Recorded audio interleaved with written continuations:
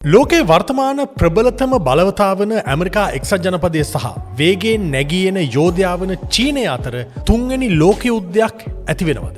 මෑතකදී ඇමරිකානු සහ චීන රාජ්‍ය නායකයින් මුණගැසුණු බොහෝ අවස්ථාවලදී ලෝක දේශපාලන කරළිය තුල නිතර කතාබහට ලක්වුණු වචනයක් තියෙනවා. ඒ තමයි තුසෙයිඩිඩීස් උගුල.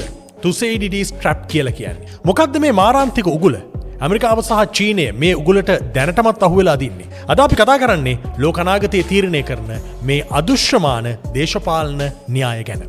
මේ වගේ තොරතුරු ඔබට නිතර ලබා දෙන අපිව YouTube වල subscribe කරන්න. Facebook වල follow කරලා තියාගන්න.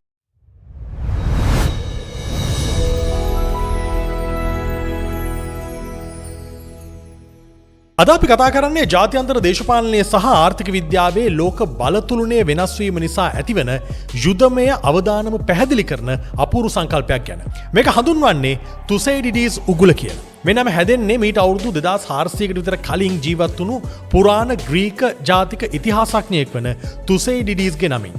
හැබැයි මේ සංකල්පය නූතන ලෝකයට ගෙනාවේ ඇමරිකාවේ හාවර්ඩ් විශ්වවිද්‍යාලයේ කීර්තිමත් මහාචාර්යවරයෙක් වන ග්‍රැහැම් ඇලිසන් විසින්.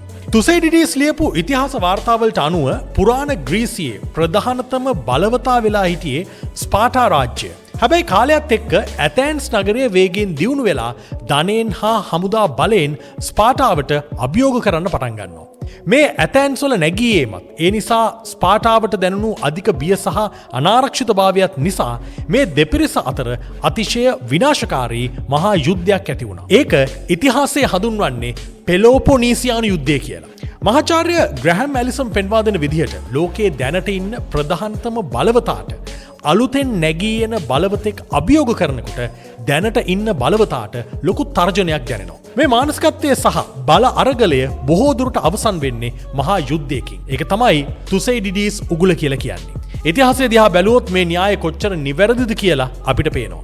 මහාචාර්ය ඇලිසන්ගේ පරීක්ෂණවලට අනුව පසුගිය අවුරුදු 500 ඇතුළත මේ වගේ බල අරගල 16ක් ලෝකයේ ඇති වෙලා තියෙනවා. ඔයාලා පුදුම වෙයි. ඉන් 12ක්ම අවසන් වුණේ ලේ පැලුණු යුද්ධවලින්. හොඳම උදාහරණය තමයි පළවෙනි ලෝක යුද්ධය.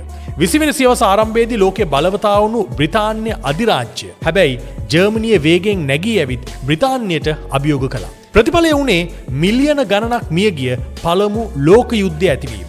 ඒ වගේම දෙවන ලෝක යුද්ධයේදී ආසියාවේ ආධිපත්‍ය පතුරවන්න ජපානය උත්සාහ කරද්දී ඇමරිකාවට ඒක තර්ජනයක් වුණා. එතනත් උනේ දරුණු යුද්ධයක්. හැබැයි මේ උගුලෙන් සාමකාමීව බේරුණු අවස්ථා 4ක් තියෙනවා. උදාහරණයක් විදිහට බ්‍රිතාන්‍ය අධිරාජ්‍ය පිරිහිලා ඇමරිකාව ලෝක බලවතා බවට පත්වෙද්දී යුද්ධයක් ඇති වුණේ නැහැ. ඒ වගේම සීතල යුද්ධය මේ කෝල්ඩ් වෝ කාලෙදී ඇමරිකාව සහ සෝවියට් රුසියාව අතර ඍජු යුද්ධයක් ඇති වුණේ නැහැ.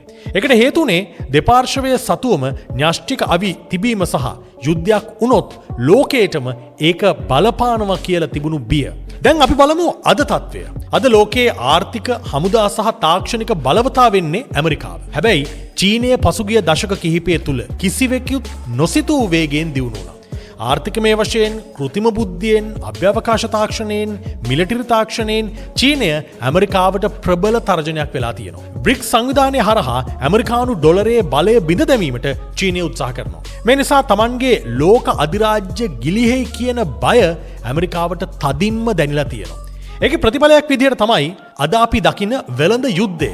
මේ චීනයට පනවන තාක්ෂණික සම්බාධක තායිවාන අර්බුදය සහ දකුණු චීන මුහුදේ යුද නෞකා ගැටුම් එළියට එන්නේ. චීනය අද නැගී එන බලවතා, ඇමරිකාව අද පාලක බලවතා. මේ දෙගොල්ලෝ දැන් හරියට ඉන්නේ තුසෙයිඩිඩීස් උගුලේ දොරකොඩ.